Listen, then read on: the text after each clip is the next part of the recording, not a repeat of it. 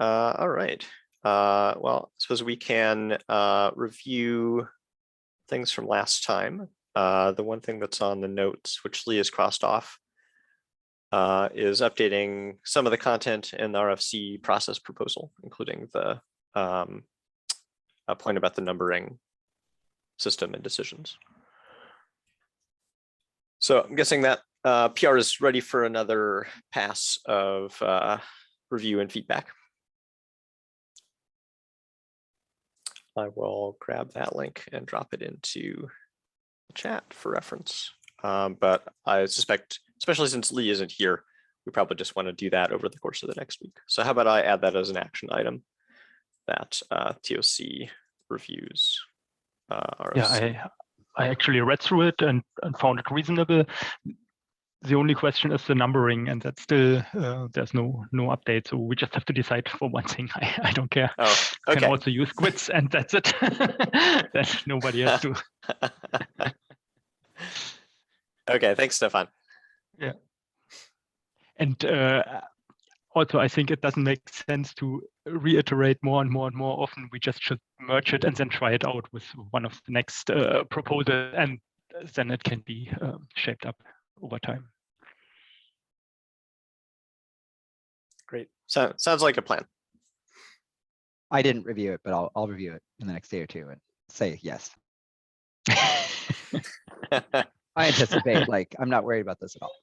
But I do think we need to commit it so that we have a process so that I can start doing other things with that process. Yeah. Great. Sounds good. I'll make some time to give it another pass as well. All right. There's a few other outstanding PRs that Lee had noted for the queue. There's one about the UAA Go client, I guess, adding that to the probably foundational infrastructure work group. I forget if that was proposed. Yeah, I would assume so, right? Oh, I guess the question was actually even just about moving it into Cloud Foundry. Okay.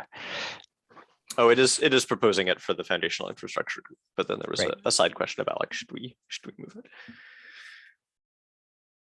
Well, it sounds like something to discuss with Ruben and Behan as the leads for that group. If they feel like, I feel like this is a kind of fish or cut bait moment for the that project anyway. Like, if we're going to keep it developed, I don't think it's had any commits in over a year. But if we want to maintain it, then let's officially promote it into the Cloud Foundry Oregon, have it part of the foundational infrastructure group, and if not, let's archive it. I suspect it's used in the logging components. I mean, like, it's an SDK, right? Like CFUA live or whatever, the Ruby gem. No, I think he's referring to the Go re-implementation of the UAA CLI. Oh, yeah. Okay, all right. Right. So there's totally probably a different library. Yeah. Yeah, I see. Yeah, so it's actually, even the title of the PR is not quite correct.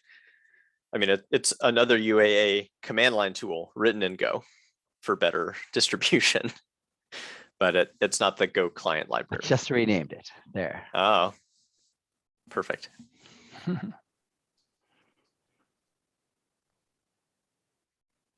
Okay, well, regardless, seems like something we need feedback from that working group on. No, wait a minute. I should assign reviewers or something. Yeah. Good idea.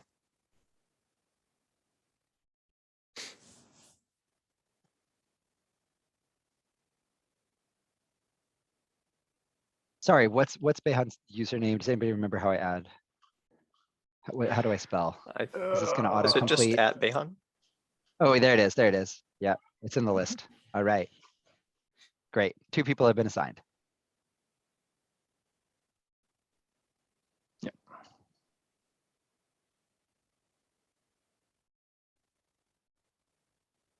I guess the question goes back to Markus Strehler and maybe Martin de Boer or somebody of the developers in the UAA, because foundational infrastructure working group is also a subset of very different areas, and Ruben and Behan will probably not have strong opinions about this.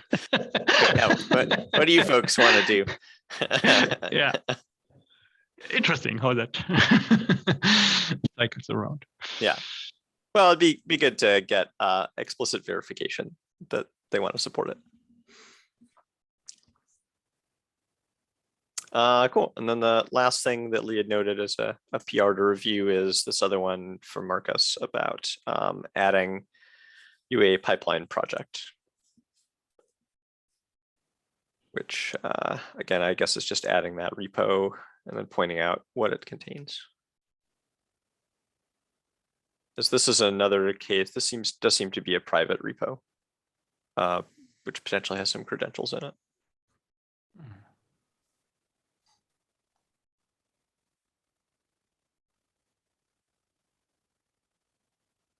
Yeah, yeah.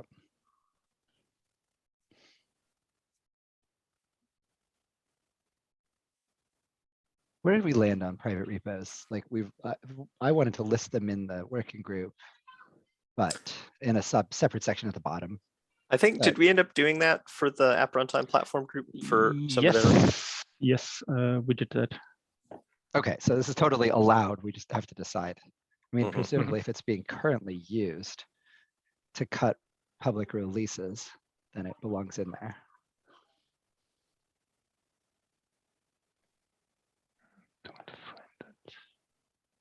Yeah, this was that subsection that we added in the app runtime platform charter document to list those assets. Technical assets, yeah, exactly. Yeah. Okay, I tagged them again.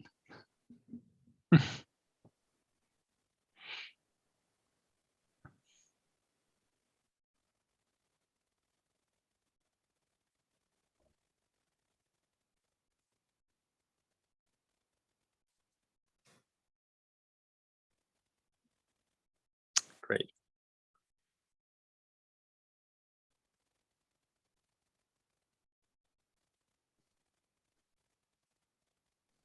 Anything next, Eric? That's all that Lee had on the list. I'm looking over the list of PRs on the community repo to see if there's anything else that's relevant. I think actually we have a quorum of TOC approvals on the GitHub org management automation PR. So we could merge that. Although I think Reasonable. we need coordination with Ruben or someone else to let's do a dry run with a read-only token to see what level of feedback we get from the automation. See what it at least wants to try to do in terms of reformatting all of the organizational structure, or at least ensuring that it's consistent.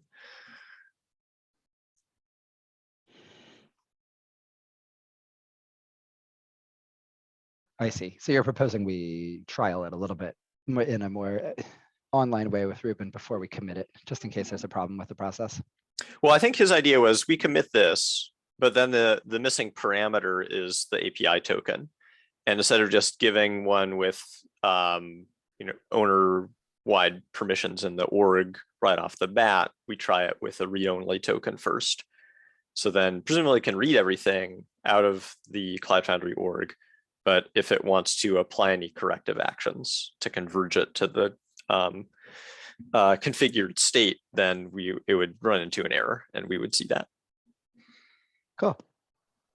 I figure it's worth a shot. If it's a read-only token, what's the worst that can happen?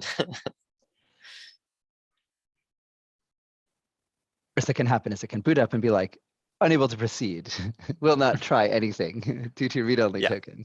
Right, yeah. That would be an interesting level of feedback.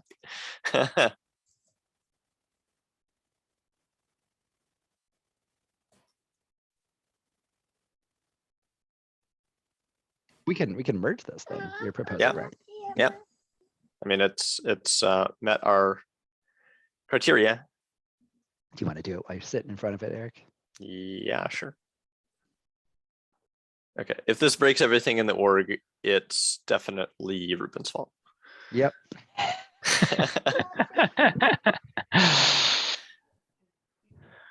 Okay. And so we expect this to actually be disruptive. Like, because it's going to remove people from roles too, right? Like, I don't there's like know. an additive way of doing it, and then there's like Yeah. a declarative way of like, this is the source of truth, right? Which mode are we running this thing in? I think the YAML file that went here into was a reverse engineered state of the access rights. Oh, I see. So Okay. it's Right. not from the from the markdown files, etc. Yeah. And so it will remove maybe changes that happened in the last, I don't know, 2-3 weeks.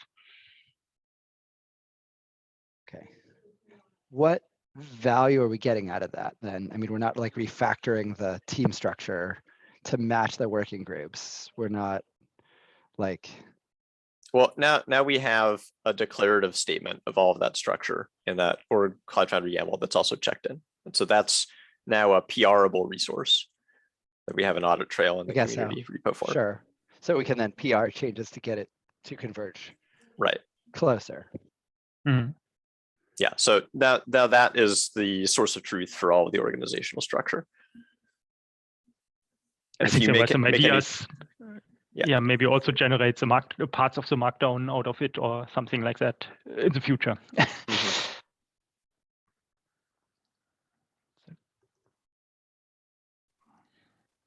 Okay. Interesting. Okay.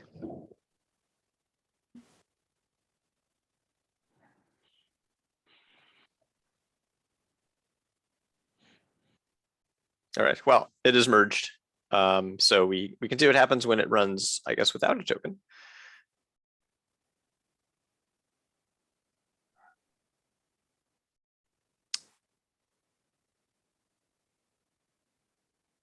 Okay, and then yeah, I think there's that looks like it's the bulk of the outstanding PRs. I mean, there's other things that I think we've discussed we need feedback from the working groups on, or there's the RFC process itself, or some of the working agreements right before it that we would want to convert into those RFCs.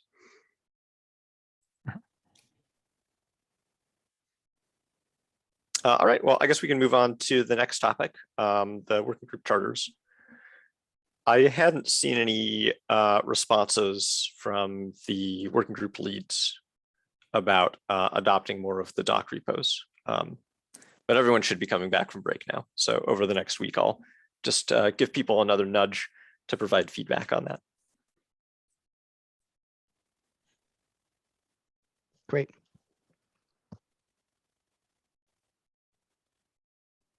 And has there been any more discussion about the deployments working group or CF deployment? I suspect not over the break.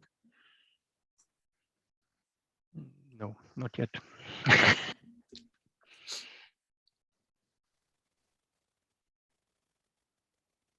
All right, any other topics we want to discuss? Do we have any updates on the whole log4j shell thing? Is that behind us now? Yeah, totally.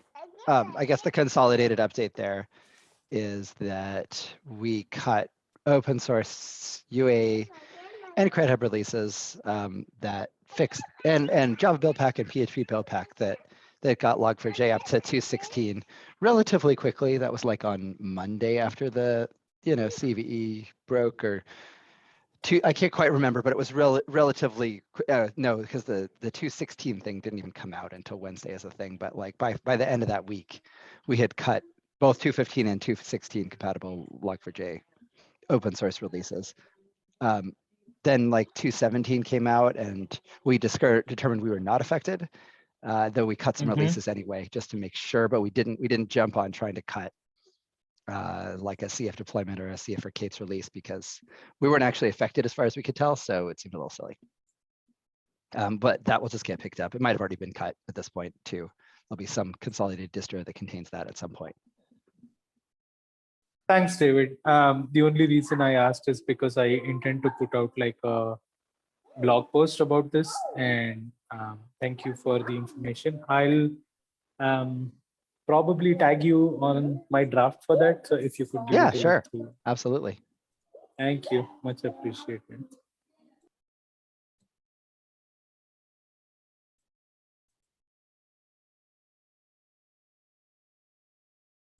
Great. Thanks for checking in on that, Ron. All right. Any other topics?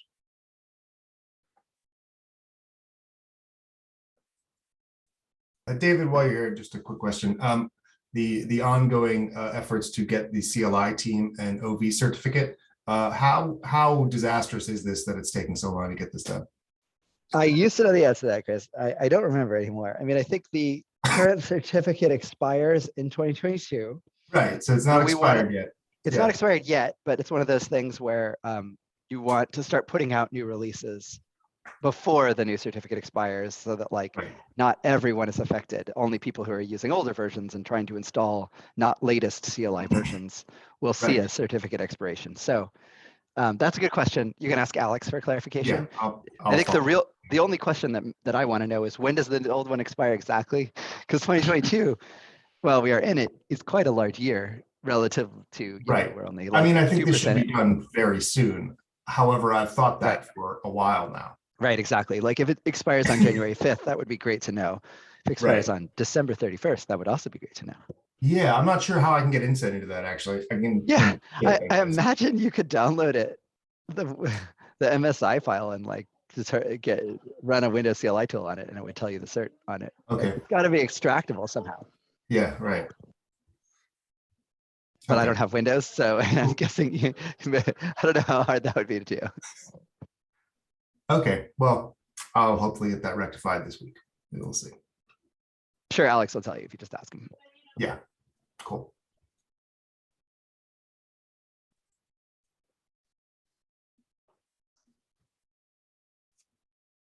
We're done for the day, Eric, unless anybody has anything else? Yeah, I think so. We can call that a wrap for today. Happy New Year, everyone. See you next week. See you, hopefully, whole group next week. Thanks, everyone. Bye-bye.